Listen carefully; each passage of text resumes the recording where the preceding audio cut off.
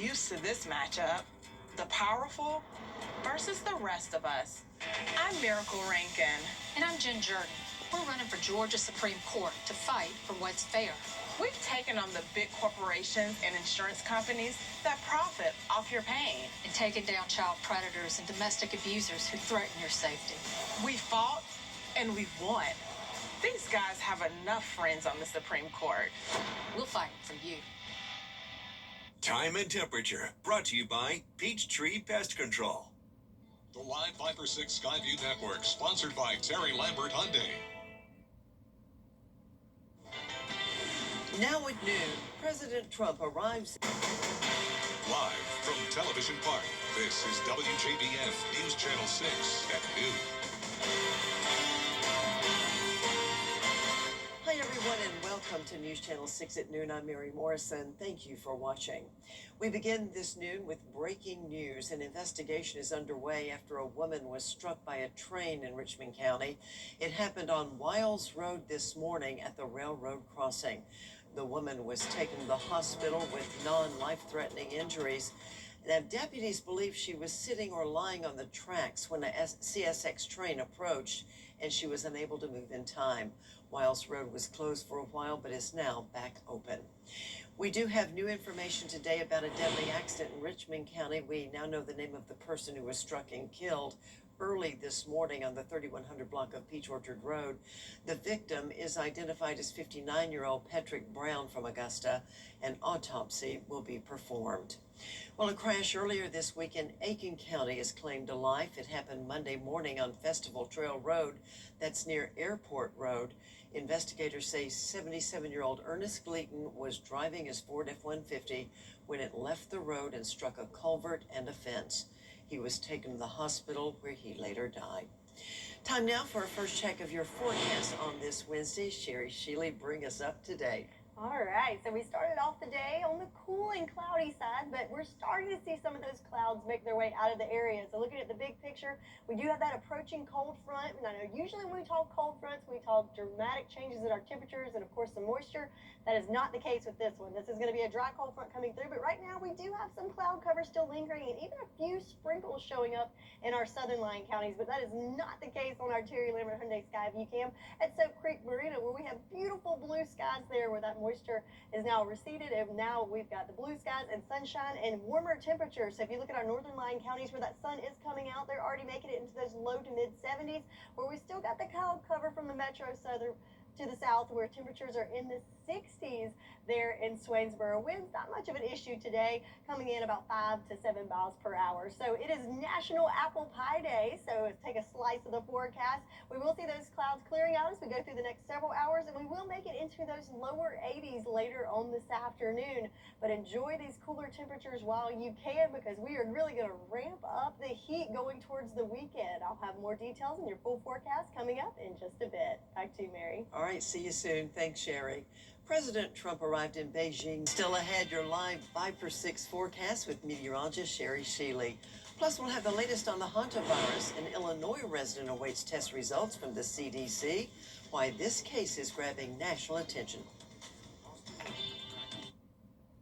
Turner thinks I was involved. The WJBF Live Viper 6 Skyview Network is sponsored by Terry Lambert Hyundai.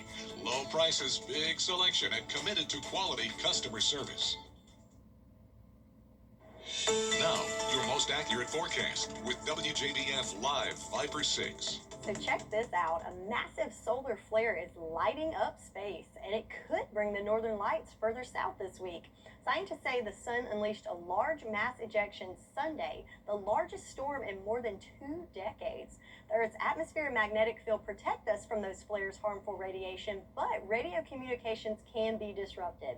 Skywatchers in places like northern Michigan and Maine may get a rare chance to see the colorful auroras in the night sky over the next few days. So not a great great news for us. We won't get to take part of the action, but so it's coming further south, but not quite to our neck of the woods, but interesting nonetheless. So back at home in our sky, we still see plenty of cloud cover. So those gloomy skies still persist here in Augusta, but if we look closely, we can see a little bit of blue sky trying to peek through those clouds. But over the next couple of hours, we will start to see those clouds clear away and get to see that sunshine. But right now, pretty cloudy in the Garden City at 72 degrees and winds coming from the east at 7 miles per hour. But looking across the CSRA, you can tell we've got a difference in temperatures, and definitely that's because of that cloud cover. So we're starting to see more of that sunshine in our northern lying counties. So you see those warmer temperatures like McCormick already at 76 with that sunshine. But then we have places like Millen where we're getting even a few sprinkles detected in mostly cloudy skies where it's only 66 degrees. So about a 10-degree difference there. Some other places across the CSRA, at Wrightsville, you're at 68,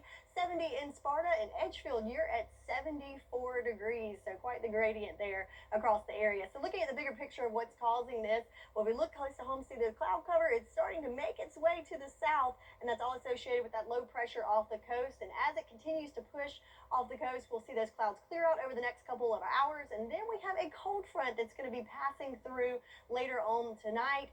And that usually shows that we'll have cooler temperatures and possibly even some showers, but this is not going to be the case for us in this scenario. In fact, you won't need that umbrella for any time soon, as you may see a few sprinkles in some areas, but other than that today, we have the goose egg for our rain chances over the next several days, with our next best chance of rain not even coming in until the middle of next week. So looking at that future cast, nothing much to see here except for the clouds over the next couple of hours. But then as that cold front approaches and that low pushes off the coast, we'll see those thick clouds start to clear out. So again, our southern line counties, you will deal with the gloomy skies a little bit longer, but just hold tight as that cold front continues to approach. We'll start to see everyone clearing out.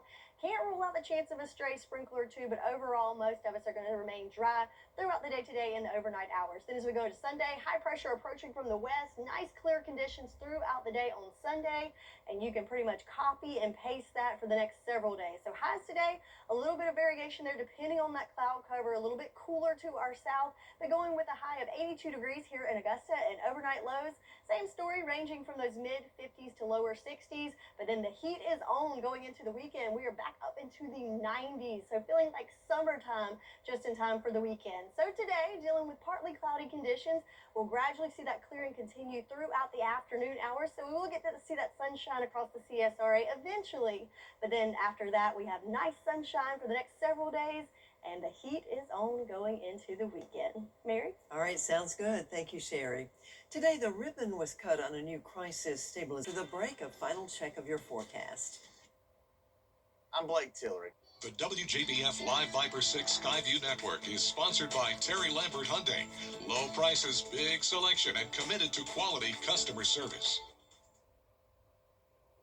Well, happening today, Greenbrier High School will try to win its first ever state championship in soccer. The Wolfpack will be in Duluth, Georgia, just northeast of Atlanta, for the girls' 5A title game against Chamblee, which won the state championship in 22 and 23. Now, the game starts at 6 p.m. Our sports team will be there and posting updates throughout the night on the WJBF Sports X account, and have reaction tonight on News Channel 6 at 11. And finally, this half hour, the list of most popular names in the country is in, and data from the Social Security Administration finds its 2025 baby names list, with Olivia and Liam remaining the most popular in America. That's the 7th year in a row. Charlotte made its way to the number 2 spot, replacing Emma, while Eliana entered the top 10 and pushing the name Ava off the list completely. And by any other name, they'd be just as precious, wouldn't they? But no Mary or Sherry in there. Not there to this time. All right. Well, now time to look at our final forecast. So we've got the cloud cover still persisting in most of the CSRA, but throughout the day, we will see those clouds clearing out. We'll see sunshine later on this afternoon, high of 82 degrees. Then it's nothing but sunshine and warm temperatures for the next several days. Looking forward to going outdoors. Thanks a lot for watching. Your next news at 4. I'll see you tomorrow on Good Morning Augusta.